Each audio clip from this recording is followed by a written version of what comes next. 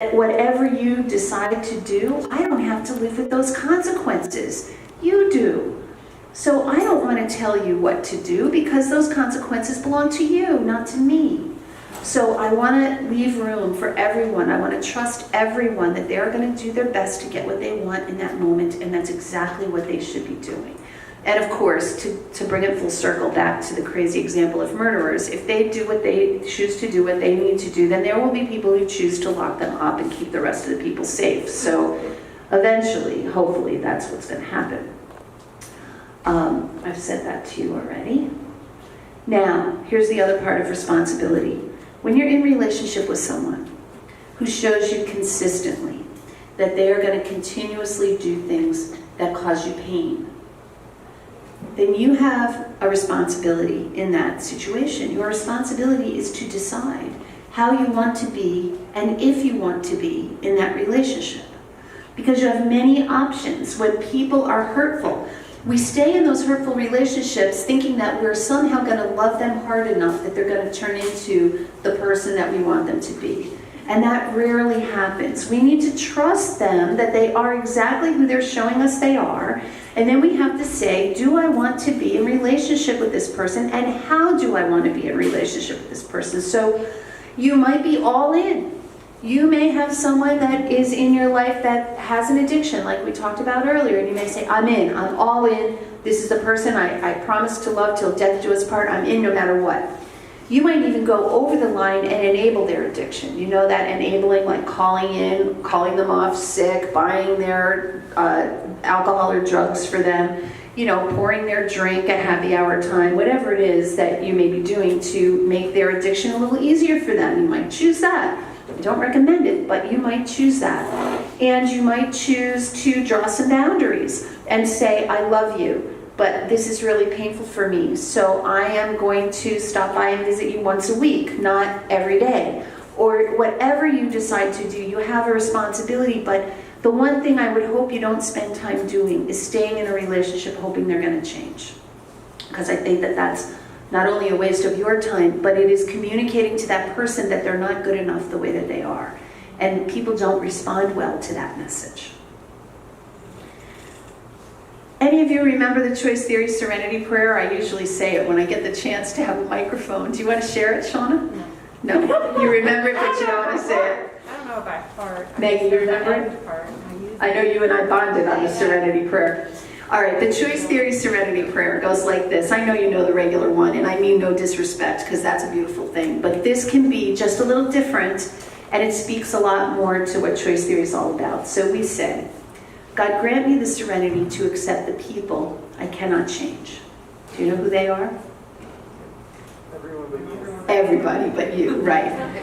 So God, grant me the serenity to accept the people I cannot change, courage to change the one I can, and the wisdom to know that person is me. So if we can remember that, and we could, that's the journey that Steve was talking about earlier for me. That's my journey, is to get to that place. I try to live my life that way every day, and I do a pretty good job most days, but I'm not perfect at it. Luckily, I don't suffer from perfectionism, so I can be really okay with doing it a lot of the time.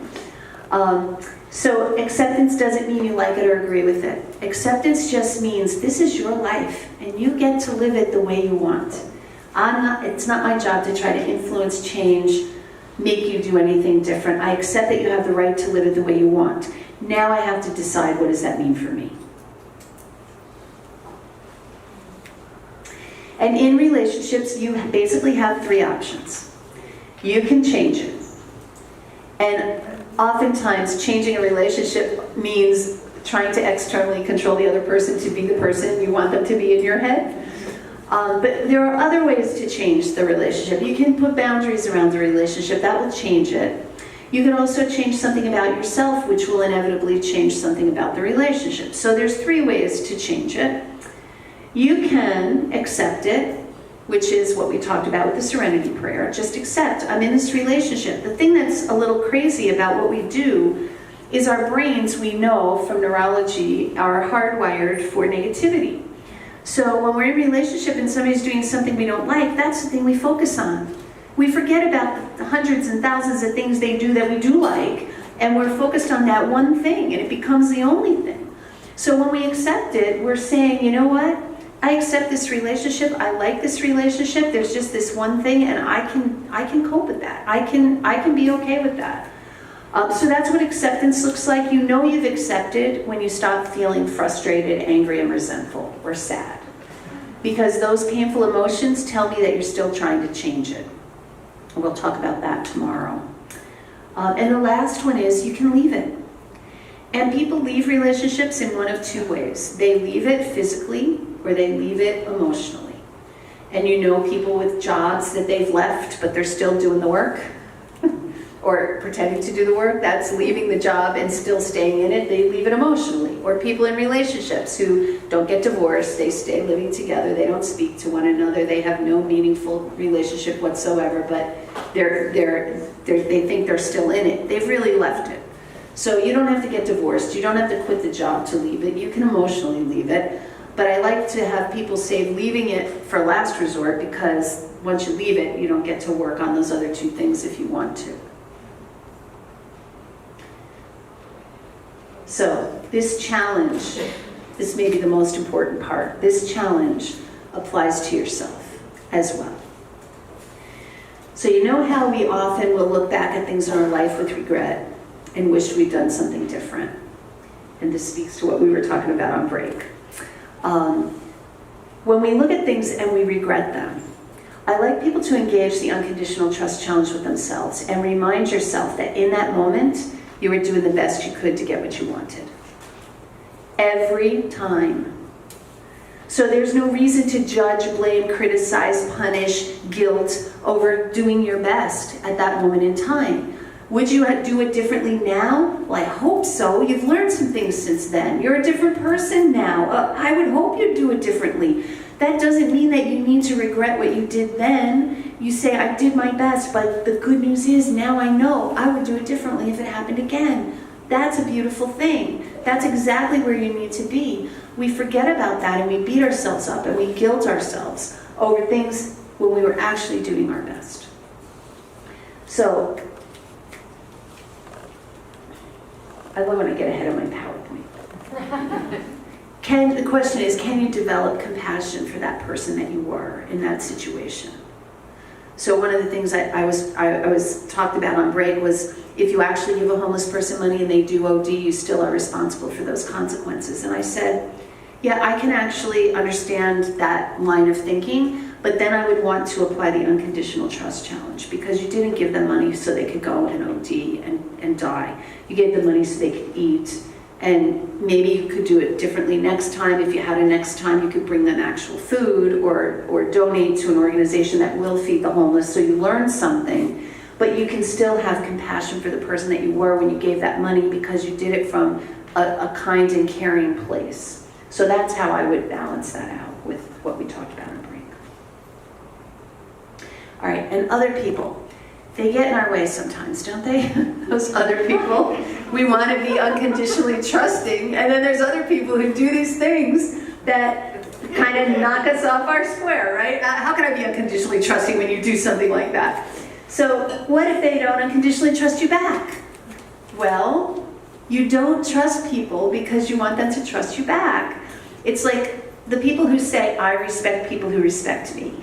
Or I've even heard teachers, never a teacher at St. Pat's though, I have to say, but I have heard teachers say, well, I'll respect the student when the student respects me. And I think that's crazy, because then you're putting whether or not you're a respectful person in the hands of the other person. I want to be the person that I want to be no matter who I'm with. That's what I want to do. So if they don't unconditionally trust me, that's fine. I unconditionally trust because I know that that's the person that I want to be. And you can't hurt me when I unconditionally trust you. I'm never disappointed by knowing that you're doing the best you can to get what you want. And what if they have expectations for you? You have anybody in your life with that? Expectations for you? You're going to give up expectations on other people, but there's people who have expectations for you. Well, they're going to have expectations for you. They haven't heard me speak yet. You can send them to one of my talks, maybe they'll give it up. But in the meantime, they're going to have expectations for you. Trust that that's who they are. And then go back to your responsibility. What kind of a relationship do you want to have with this person? If it's your mother, you're probably going to make adaptations and adjustments.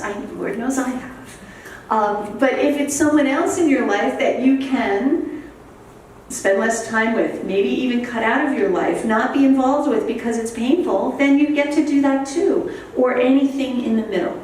So you get to decide, but no, there will be people who will have expectations of you. Are you going to meet them? Are you not? That's your choice. Just because somebody has expectations for you does not mean you have to meet them. Unless, of course, you want to keep your job and they're your employer. You might have to meet some of those expectations, but that's only if you want to keep your job. I mean, you know. And then, what if you're not getting what you want? Well, I already think I covered this. If you're not getting what you want in a relationship with someone else, you need to rethink and reevaluate what kind of a relationship, if any, do you want to have with that person.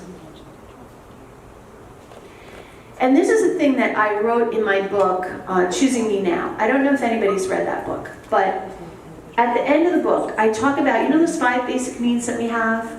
Survival, love of belonging, freedom, power, and fun. I name them a little bit differently, so I don't think Dr. Glasser would mind, but I call it safety and security, connection, significance, freedom, and joy. And what I say is that if you're missing some of those in your life, and you're not finding